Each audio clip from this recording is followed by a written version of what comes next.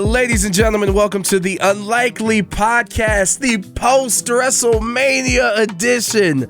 Wow, show's brand new. We went to our first WrestleMania, and now you can see the results. My voice is not at 100%. My health, not at 100%, but I did need to bring you guys an episode. Sleep deprivation. It is what it is, man. When it's WrestleMania season, you got to tighten up. You got to put in some extra hours, and we're so thankful we did. And look, here's the deal. Obviously, WrestleMania 40 was fantastic. A lot of people talking about a lot of things that happened that week. And then, of course, there's security cam footage.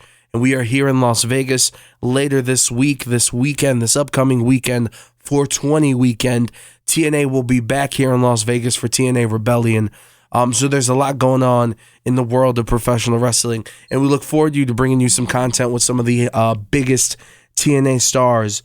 But obviously, with everything that happened, the hot takes are flying from some of the matches and the results with Drew and Damian, CM Punk, the Jimmy and Jay match, Bianca and Jade and Naomi stealing the damn show like rock stars, and of course, Cody and Roman, amongst other things. And we'll get to all those hot takes. Plus, there was security cam footage that was very popping this week. And there's a whole bunch of stuff.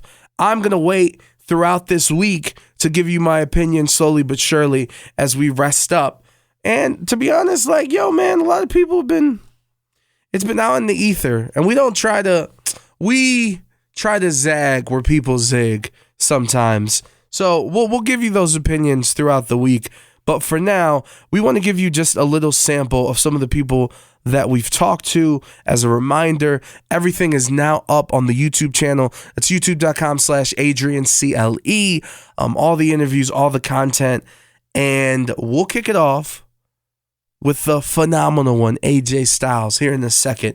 Before we get to it, I also need to say this, man. From the bottom of my heart, thank you. Not only for listening, but in Philadelphia, as we were going to Wale Mania and WWE World and walking around the city, a couple people walked up to me and were very appreciative of the interviews and the content that we do, and that means the world, man. We put a lot of hours into this.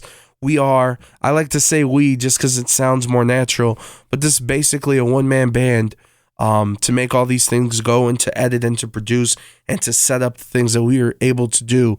So, thank you. It means the world to me. Little by little, brick by brick, we continue to grow, and none of that's possible without you. So again, not to be too mushy-gushy, thank you. I did mention TNA Rebellion's coming here to Vegas for 420 weekend. We will have plenty of TNA talent coming on the show. We're scheduling and we're setting that up as we speak. But until then, here's our conversation with the phenomenal one, AJ Styles, on the Unlikely Podcast with Adrian Hernandez. Ladies and gentlemen, WrestleMania 40 Media Day with the phenomenal one, AJ Styles. AJ, we need to start off with this. On these Twitter streets, you have been referred to since you came back as Daddy AJ Styles because you're super jacked. Okay. You know what I'm saying? So the workout plan, you came in, you're looking great. Please tell me the workout plan because something's changed. I can tell you this. It starts with the diet, right? And I'm a meat eater. That's majority. It's 98% of my diet. It's all meat. I don't play around. Every now and then I may have something with sugar in it, but I just cut out carbs. I have to dedicate 2 hours to my workout. And that's not because I'm in the gym the whole time, because I'm getting in my cold plunge, and it sucks every time. Shout out to Stone Cold. Yeah, that's right. We saw that. Yeah, that's right. You're welcome, buddy. Because I was the one that told him to freaking dip your face in there, stop goofing around, and get your whole body in there, and then you'll be all right. So cold plunge, and then, work out, and then sauna. So the whole thing with me is I'm trying to be comfortable with being uncomfortable. And I think that my body is able to adjust and fight off a lot of stuff that would be holding me back and shred, some weight all at the same time. And that speaks on the longevity, which leads into my next question. This past week with all the media you've been doing, you've been very honest, whether it's with CM Punk returning and how much time's left in your career. I want to ask you, as obviously you're not retiring tomorrow, but as this closes out, you saying like, yo, I want to have that WWE title one more time. I want to face Punk. How important is it to close out your illustrious career on that right foot? I mean, it's important to me because, you know, my career's meant so much to me.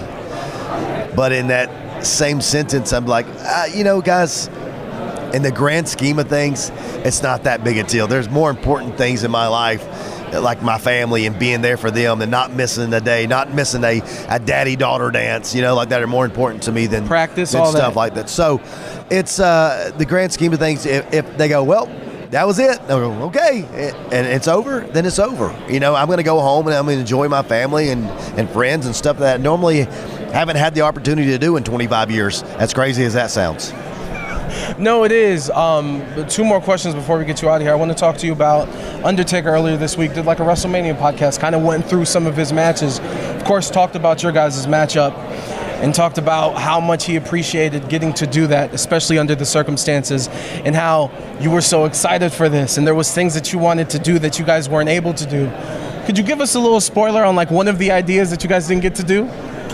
Well, you know, I had some ideas, you know, that I had that never came up because we weren't in a ring. Yeah. Like it's so, it's just one of them, you know, where I wanted to just beat him down, take him out, take advantage of any thing he's ever hurt on his body and just grind on it. Yeah. To the point where it's hard for him to stand up and then him just go balls to the walls, hit me with every finisher that he possibly had, and then beat me right there in the middle of the ring. You know, for me, it's like I got to take all the Undertaker's finishes. You know, that'd been cool, but amazing. You know, but we didn't get to do that, and I thought that was all part of the plan. Like we didn't know what the plan was, but it came to be one of the best things that we could have done in that cinematic match. We're able to do what we wanted and tell a great story, and him go out on his motorcycle, literally, right? It's incredible. Last question: the return of NCAA football. How excited are you? Listen, I've said this to my kids.